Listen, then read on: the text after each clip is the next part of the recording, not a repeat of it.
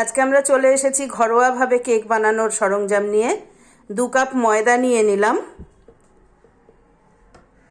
1/4 চামচ baking powder,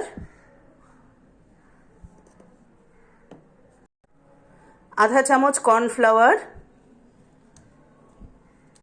এবার দেব unsweetened cocoa powder 4 ভাগের 3 ভাগ, 1 চামচ কফি, গুঁড়ো দুধ পরিমাণ মতন। আপনারা চাইলে দিতেও পারেন, নাও দিতে পারেন, এটা অপশনাল, এটা ম্যান্ডেটারি না। আমরা দিলাম একটু। স্বাদ মতন নুন,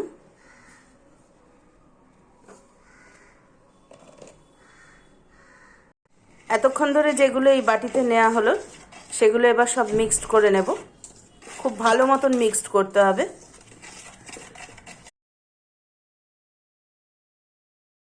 ¾ কাপ দুধের মধ্যে 1 চামচ ভিনিগার দেওয়া হলো। এটা বাটার মিল্ক বানানো হবে। এটা ভিনিগারটা দেওয়ার সময়টা আমি ক্যামেরাটা অন করতে ভুলে গেছি, সরি। লিকুইড জিনিসগুলো সব এবার মিশিয়ে নেব। 1 কাপ সাদা তেল, সাদা তেল আমরা দিলাম, কেউ আপনারা বাটারও দিয়ে দিতে পারেন। এবার দিয়ে দেব ডিম। এখানে আমরা 2টো ডিম নিচ্ছি। এবার মেশাচ্ছি 1 চা চামচ ভ্যানিলা এসেন্স,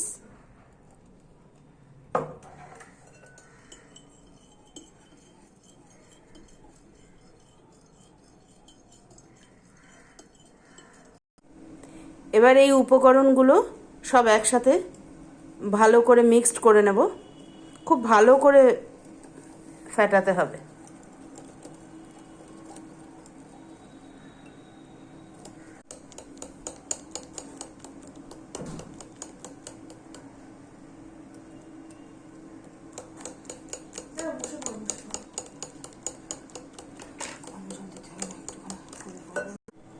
এবার এর মধ্যে একটু গরম জল অ্যাড করছি আমরা, কারণ একটু ঘন হয়ে গেছে এটা, আর একটু হালকা করতে হবে, তাই আমরা একটু গরম জল মিশিয়ে নিলাম।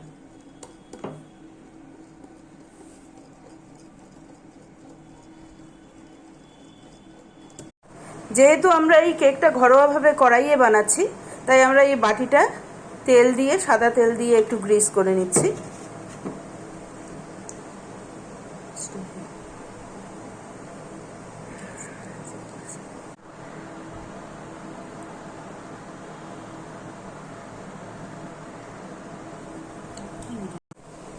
আমরা ব্রাশ করে পুরো বাটিতে তেলটা মিশিয়ে নিয়েছি। এবার ব্যাটারটা এই বাটিতে দিয়ে দেব।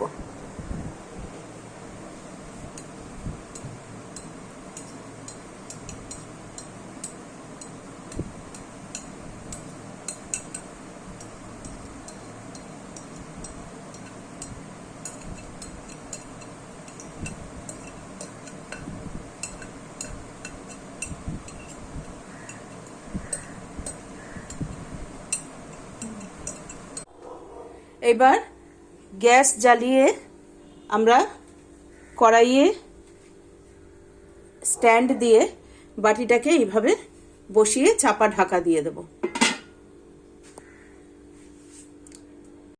এবার বানাবো হুইপড ক্রিম। হুইপ পাউডার দিয়ে দিয়েছি। এবার এতে মেশাবো দুধ, আর এতে কোকো পাউডার দেওয়া হয়েছে। সব ঠান্ডা উপকরণ।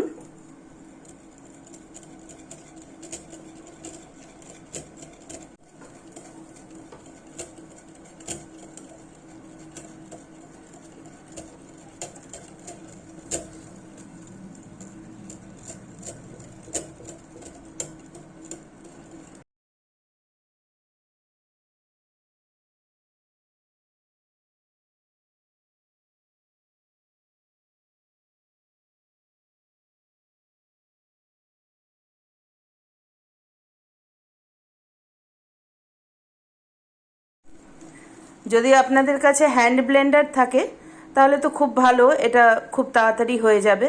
আর যদি তা না থাকে, যদি আমার মতন শুধু এটা থাকে, তো সেই ক্ষেত্রে এইটাকে একটু সময়ের জন্য ফ্রিজে রেখে দেবেন। ফ্রিজে রেখে বেশিক্ষণ না, মিনিট 5 জন্য রেখে দিয়ে তারপরে বার করে আবার এটাকে ফেটিয়ে নিতে হবে, মিক্সড করতে হবে। তো থিকনেসটা দেখে নিন, এই যে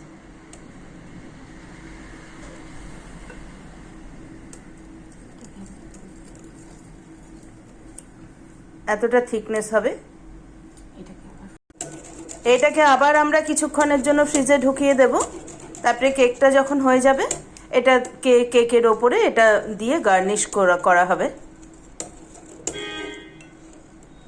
তো আমরা এখন এটাকে আবার ফ্রিজে রেখে দিচ্ছি।